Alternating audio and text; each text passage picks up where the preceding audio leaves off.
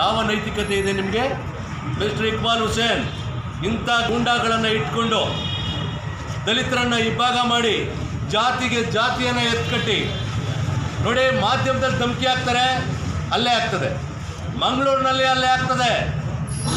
ಮತ್ತು ಇಲ್ಲಿ ಇವತ್ತು ಆರವಳ್ಳಿನಲ್ಲಿ ಈಗ ತಾನೇ 1 ಅವರ್ ಹಿಂದೆ 1 ಗಂಟೆ ಹಿಂದೆ ಒಂದು ಮರ್ಡರ್ ಆಗಿದೆ ಸಿದ್ದಾಪುರದ ಹತ್ರ. ಕಾನೂನು ಸುವ್ಯವಸ್ಥೆ ಎಲ್ಲೋಗಿದೆ? ಏನು ಇಂಟೆಲಿಜೆನ್ಸ್ ಏನು ಫೇಲ್ಯೂರ್ ಅಲ್ವಾ? ಈ ಜಿಲ್ಲೆಯಲ್ಲಿ ಪೊಲೀಸ್ ಇಂಟೆಲಿಜೆನ್ಸ್ ಇದೆಯಾ? ಅವರು ಪತ್ರಿಕಾಗೋಷ್ಠಿ ಮಾಡಿ ಧಮಕಿ ಹಾಕಿದ ಮೇಲೆ ಹೋರಾಟಗಾರರ ಮೇಲೆ ನೀವು ಸೂಕ್ತವಾದಂಥ ಕ್ರಮ ಕೈಗೊಂಡಿದ್ದರೆ ಗೋವಿಂದರಾಜು ಮೇಲೆ ಅಲ್ಲೇ ಆಗ್ತಿರಲಿಲ್ಲ. ಏನು ಈ ಇಕ್ಬಾಲ್ ಹುಸೇನ್ ಇವನ್ನ ಸಾಕೊಂಡು ಬರ್ತಿರ್ತಕ್ಕಂಥ ಯಾರೇ ಆಗಿರಲಿ, ತಕ್ಕ ಪಾಠವನ್ನು ಮುಂದಿನ ಚುನಾವಣೆಯಲ್ಲಿ ರಾಮನಗರ ಕ್ಷೇತ್ರದ ಜನತೆ ಕಾಣಿಸ್ತಾರೆ ನಿಮಗೆ. ಇವತ್ತು ದಲಿತರ ಮತವನ್ನು ಪಡ್ಕೊಂಡು ನೀನು ಮುಸ್ಲಿಂ ಮತವನ್ನು ಪಡ್ಕೊಂಡು ಗೆದ್ದಿರೋದಲ್ಲ ಇಕ್ಬಾಲ್ ಹುಸೇನ್.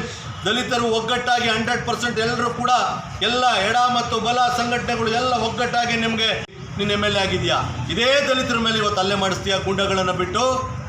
ನೀನು ಮುಂದಿನ ಚುನಾವಣೆಯಲ್ಲಿ ಠೇವಣಿಯೇ ಇರೋದಿಲ್ಲ, ನಿನಗೆ ಟಿಕೆಟೇ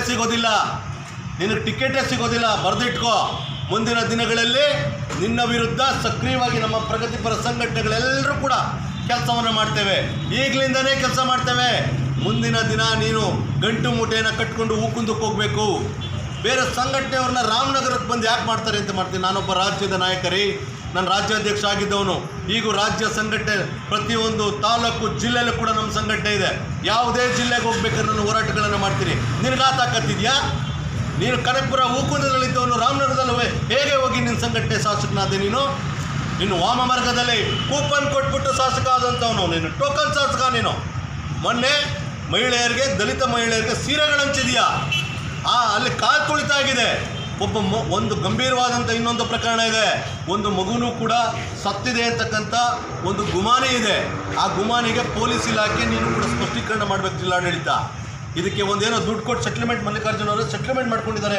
ಒಂದು ಮುಸ್ಲಿಂ ಸಮುದಾಯದ ಮಗು ಏನೋ ಸತ್ತಿದೆ ಅಂತಕ್ಕಂಥ ಒಂದು ಗುಮಾನಿ ಇದೆ. ನಾನೇನು ಸತ್ತಿದೆ ಅಂತ ಹೇಳ್ತಿಲ್ಲ, ಗುಮಾನಿ ಇದೆ. ಅದನ್ನು ಸ್ಪಷ್ಟೀಕರಣ ಮಾಡಬೇಕಾದಂಥವ್ರು ಯಾರು? ಪೊಲೀಸ್ ಇಲಾಖೆ, ಜಿಲ್ಲಾಡಳಿತ ಸ್ಪಷ್ಟೀಕರಣ ಮಾಡಬೇಕು. ಪೊಲೀಸ್ನವರು ಸೀರೆ ಹಂಚುತ್ತಾರೆ. ಅಲ್ಲಿ AC ಮತ್ತು ಇವನು ಯಾರು ನಮ್ಮ ಈ CO ಮತ್ತು ಜಿಲ್ಲಾಧಿಕಾರಿಗಳು ಈ ವೇದಿಕೆಯಲ್ಲಿ ಕೂತು ಪಲಾಯನ ಆಗೋಯ್ತಾರೆ. ಇಷ್ಟೊಂದು ಮಟ್ಟದಲ್ಲಿ ಜನ ಬರ್ತಾರೆ ಅಂತೇಳಿ ಪೊಲೀಸ್ ಭದ್ರತಾ ವೈಫಲ್ಯ ಅಲ್ವಾ ನಿಮ್ಮ ಪೊಲೀಸ್ ಇಲಾಖೆದು? ಮತ್ತು ನಿಮ್ಮ ಗುಂಡಾಗಳಿಗೆ ಹೇಳಿಬಿಡಿ, ನಾವೆಲ್ಲರೂ ಕೂಡ ನಿಮ್ಮಂಗೆ ನಾವೆಲ್ಲ ತೋಳ್ಬಲ ಇರ್ತಕ್ಕಂಥ ವ್ಯಕ್ತಿಗಳಲ್ಲ. ಏನು ಸಮಾಜಘಾತುಕ ಶಕ್ತಿಗಳ ಸಂಘಟನೆಗಳನ್ನು ಜೊತೆಯಲ್ಲೇ ಇಟ್ಕೊಂಡು ಮಿಸ್ಟರ್ ಇಕ್ಬಾಲ್ ಹುಸೇನ್ ನೀನು ದೌರ್ಜನ್ಯವನ್ನು ನಮ್ಮ ದಲಿತ ಪರ ಮುಖಂಡರ ಮೇಲೆ, ನಮ್ಮ ಹೋರಾಟಗಾರರ ಮೇಲೆ ಮಾಡೋಕ್ಕೆ ಬಂದರೆ, ನಮಗೆ ಬಾಬಾ ಸಾಹೇಬ್ ಅಂಬೇಡ್ಕರ್ ಅವರು ಕೊಟ್ಟಿರ್ತಕ್ಕಂಥ ಪೆನ್ ಇದೆ. ಪೆನ್ ಮೂಲಕ ನಾವು ನಮ್ಮ ಹಕ್ಕನ್ನು ಪಡ್ಕೋತೀವಿ, ನ್ಯಾಯವನ್ನು ಪಡ್ಕೊಳ್ತೀವಿ. ಒಂದು ಗ್ರಾಮದಲ್ಲೂ ಕೂಡ ಆಂದೋಲನ ಮಾಡ್ತೀವಿ. ಇಂಥ ದಲಿತ ವಿರೋಧಿ, ರೈತ ವಿರೋಧಿ, ಹೋರಾಟಗಾರರ ವಿರೋಧಿ ಶಾಸಕ, ಇಂಥ ಕೆಟ್ಟ ಶಾಸಕ, ಟೋಕನ್ ಶಾಸಕ, ಇವನು ವಾಮಮಾರ್ಗದಿಂದ ಬಂದಂಥ ಶಾಸಕ, ರೌಡಿಸಮ್ನ ಮಾಡ್ತಕ್ಕಂಥ ಶಾಸಕ ಬೇಡ ಅಂತಂತೇಳಿ ಕ್ಷೇತ್ರಾದ್ಯಂತ ಆಂದೋಲನವನ್ನು ಕೂಡ ಮಾಡ್ತೀವಿ. ಇದೇ ಕೊನೆಗಾಡಬೇಕು. ಇಲ್ಲ ಅಂತಂತ ಹೇಳಿದ್ರೆ ಏನು ಯಾವ ರೀತಿ ಹೋರಾಟಕ್ಕೂ ಸಿದ್ಧ. ಏನ್ರಿ ಸಮಾಜಕ್ಕೆ ಏನೇನೋ ಕೊಡುಗೆ ಕೊಟ್ಟವರ ಹಿಂದೆ ಗಾಂಧೀಜಿ ಅಂತವರು, ಅಂಬೇಡ್ಕರ್ ಅಂತವರು ಅವ್ರ ಪ್ರಾಣವನ್ನು ತ್ಯಾಗ ಮಾಡಿದ್ದಾರೆ. ನಾವು ಕೂಡ ತ್ಯಾಗ ಮಾಡ್ತೀವಿ ರೀ. ಈ ಕ್ಷೇತ್ರದ ಜನಕ್ಕೋಸ್ಕರ, ಈ ಜಿಲ್ಲೆಯ ಜನಕ್ಕೋಸ್ಕರ ಹೊಡಿತೀರೇನ್ರಿ?